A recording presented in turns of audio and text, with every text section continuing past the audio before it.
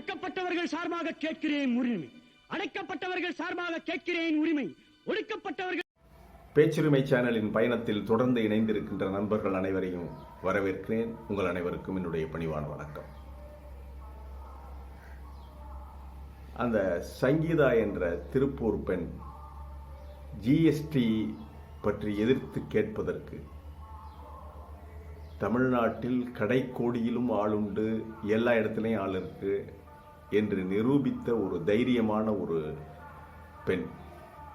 ஜனநாயகத்தின் குரல், அது எளிய மனிதனுடைய குரல். அதை அடிச்சிருக்கான் பாருங்க பாரதிய ஜனதா கட்சி. அதுதான் இன்னைக்கு பார்க்க போறோம்.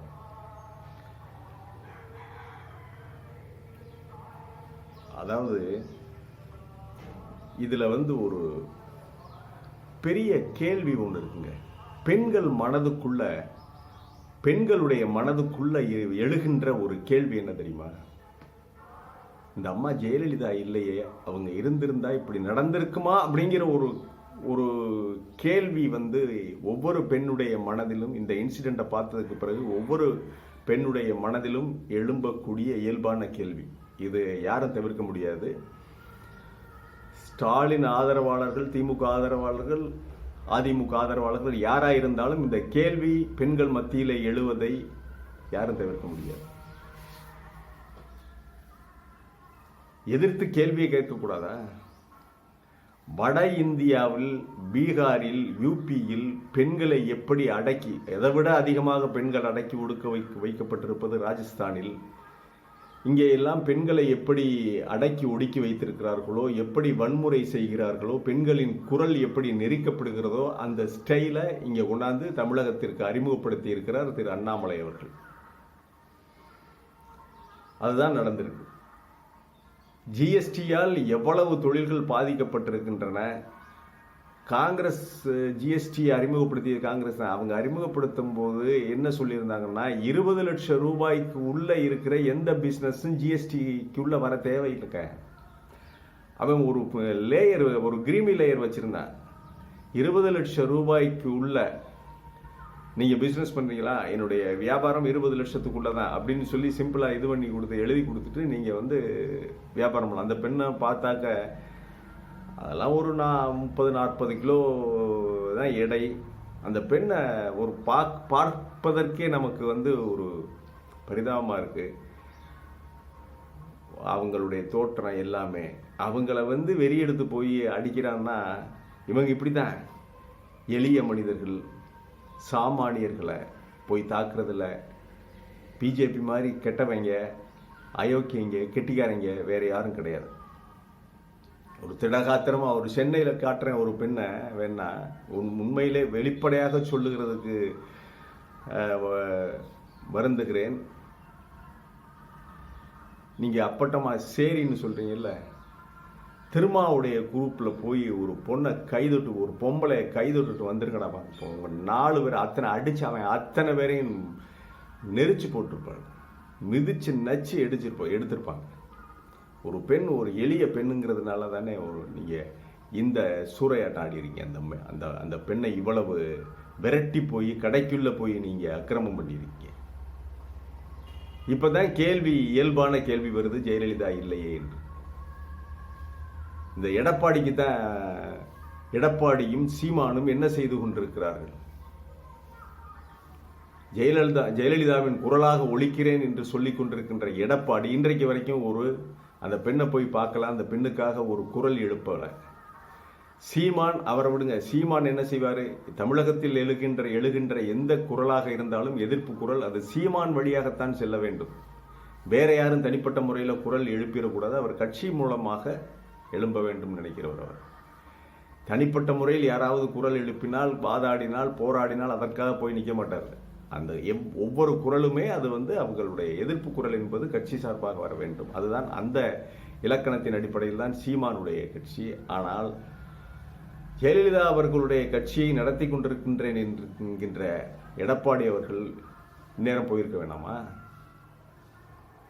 பாரதிய ஜனதா கட்சியில் சேர்ந்து அவர்களோடு காணாமல் போய்விட்ட தினகரன் நாம சொல்லலை, ஓபிஎஸ் சொல்லலை, வாங்கி தின்னுட்டு உள்ளங்கை உருப்படாத கோயிலில் உருண்டைச்சோரை வாங்கி தின்னுட்டு நீங்கள் போகத்தான் போகிறீங்க, அவ்வளவுதான். அவர்களை சொல்லவில்லை. ஆனால் இதை கேட்கின்ற, தட்டி கேட்பதற்கான உரிமை இருக்கிறது அதிமுகவுக்கு. பெண்களுக்கான ஒரு பாதுகாப்பான ஆட்சியை ஓரளவுக்காவது பெண்களுக்கு ஒரு பாதுகாப்பான ஆட்சியை ஜெயலலிதா கொடுத்தார் என்பதிலே எந்த கருத்துக்கும் இடமில்லை, எந்த இருவேறு கருத்துக்களுக்கு இடமில்லை. இன்னும் சொல்ல போனால் ஜெயலலிதா ஆட்சிக்கு வந்ததற்கு பிறகுதான் பெண்கள் மத்தியில் ஒரு அச்சம் உணர்வு என்பது ஓரளவு விடுபட்டது. எதிர்த்து கேள்வி கேட்பதற்கு அவர்கள்லாம் தைரியமாக வெளிவருகிறார்கள் என்றால் அதெல்லாம் அந்த அம்மா கொடுத்த தைரியம். நமக்கு பெருவாரியான கருத்துக்கள் இந்த அம்மாவோட உடன்பாடு இல்லை என்றாலும் இப்ப எடப்பாடி என்னத்தை புடுங்கிக்கிட்டு இருக்காரு இங்க போகாம. சீமான் போய் கேள்வி கேட்காம என்னத்தை புடுங்கிட்டு இருக்காருன்னா, அப்ப நீங்க பாரதிய ஜனதா கட்சியோட கள்ள உறவு வைத்திருக்கிறீர்கள் என்று திமுக காரர்கள் குற்றம் சாட்டுவதிலே எந்த ஒரு தவறும் கிடையாது. நீங்க கள்ள உறவில் இருக்கிறீர்கள். திமுக அதிமுகவும் நாம் தமிழரும் பாரதிய ஜனதா கட்சியோடு கள்ள உறவில் இருக்கிறீர்கள் என்பதுதான் உண்மை. முழுக்க முழுக்க நிரூபிக்கப்பட்ட உண்மையாக இருக்கிறது.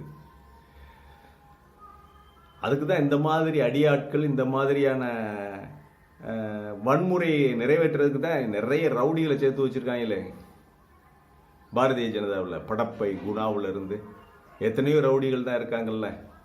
மிஸ்டு காலில் உறுப்பினர்கள் சேர்க்கப்பட்ட கட்சி தானே.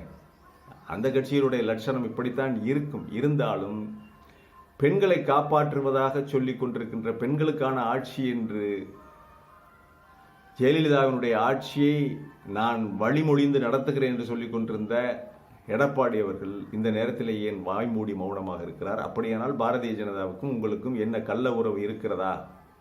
சீமானுக்கும் பாரதிய ஜனதா கட்சியும் கள்ள உறவு இருக்கிறதா? இந்த நிமிஷம் வரை நீங்க எதிர்த்து கேட்கவே இல்லை. இதை பற்றி தேர்தல் கமிஷன் கடுமையான நடவடிக்கை எடுக்கணும்னு சொல்லி அதையும் கேட்கல. இந்த சமயத்தில் நாம் ஸ்டாலினை முழுமையாக குற்றம் சாட்ட முடியாது. ஏன்னா அது தேர்தல் கமிஷன் நடத்தை விதிமுறைகளின்படி போலீஸுக்கு அவர் கட்டளையிட முடியாது. இருந்தாலும் ஸ்டாலினுக்கு உள்ள ஒரு எவ்வளவோ நல்ல விஷயங்கள் அவர் செய்து கொண்டு போனாலும், நல்லாட்சி தந்தாலும், இந்த மாதிரி கிரிமினல்கள் மேல நடவடிக்கை எடுப்பதற்கு தொடர்ந்து சாஃப்டாவே இருக்கிறார் ஸ்டாலின். கடுமையான அதிரடியான நடவடிக்கை இன்று வரை எடுக்கலங்க. இது உண்மை. நீங்க 1000 ரூபாய் கொடுத்தாலும் சரி, எது கொடுத்தா, எத்தனையோ திட்டங்களை செயல்படுத்தினாலும் சரி, அதெல்லாம் கிடையாது. பயம் இருக்கணும். பாரதிய ஜனதா கட்சிக்காரனுடைய மனசுல பயம் இருக்கணும். பயத்தை இன்னும் காட்டவில்லை ஸ்டாலின்.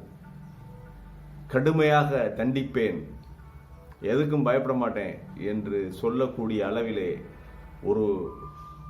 அதாவது இந்த பாரதிய ஜனதா கட்சி போன்ற ஒரு கிரிமினல்கள், இந்துத்துவ RSS போன்ற கிரிமினல்கள் மத்தியிலே பயத்தை உருவாக்குவதற்கு ஆரம்பத்திலிருந்தே ஸ்டாலின் தவறிவிட்டார்.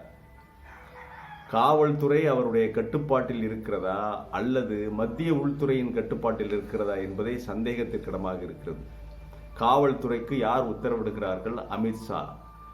தமிழக காவல்துறைக்கு உத்தரவிடுகிறது அமித்ஷாவா அல்லது தமிழக காவல்துறை தலைவரான ஐயா ஸ்டாலின் அவர்களா? இதுதான் நமக்கு முன் உள்ள ஒரு கேள்வி. யார் உத்தரவிடுகிறார்கள்? தொடர்ந்து காவல்துறையிலே மத்திய உள்துறைக்கு உளவு சொல்கின்ற சார்பாக நடக்கின்ற நிறைய IAS அதிகாரிகள் இருக்கிறார்கள், நிறைய போலீஸ் அதிகாரிகள் இருக்கிறார்கள். அது மறுக்க முடியாத உண்மை. அது எந்த காலத்திலும் தொடரும். ஆனால் பாரதிய ஜனதா கட்சி காலத்தில் மிக அதிகமாக இருக்கிறது. தமிழக முதல்வருடைய அவர்களுடைய அதிகாரத்தை துச்சமாக மதித்து தூக்கி எறிந்துவிட்டு, நான் மத்திய அரசின் உத்தரவுக்கு மத்திய உள்துறைக்குத்தான் கட்டுப்படுவேன் என்ற அளவிலே இங்கே செயல்படுகின்ற நிறைய காவல்துறை உயரதிகாரிகள் இருக்கிறார்கள். இதற்கு என்ன செய்யணுமோ இதை எப்படி சமாளிக்க வேண்டுமோ, மீண்டும் தமிழக மக்கள் மத்தியிலே ஒரு பாதுகாப்பான உணர்வை, குறிப்பாக பெண்கள் மத்தியிலே ஒரு பாதுகாப்பான உணர்வை உருவாக்குவதற்கு தமிழக முதல்வர் ஸ்டாலின் அவர்கள் முன்வர வேண்டும். மீண்டும் ஒரு காணொலியிலே சந்திக்கிறேன்.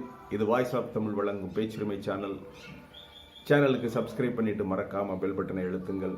கமெண்ட் செய்யுங்கள், ஷேர் செய்யுங்கள், பிடித்திருந்தால் லைக் செய்யுங்கள். நன்றி, வணக்கம்.